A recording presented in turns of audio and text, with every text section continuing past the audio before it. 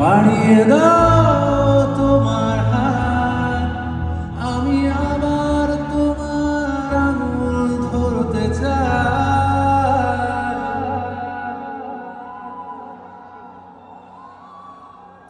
বাড়িয়ে দাও তোমার হাত, আমি আবার তোমার পাশে হাঁটতে চাই।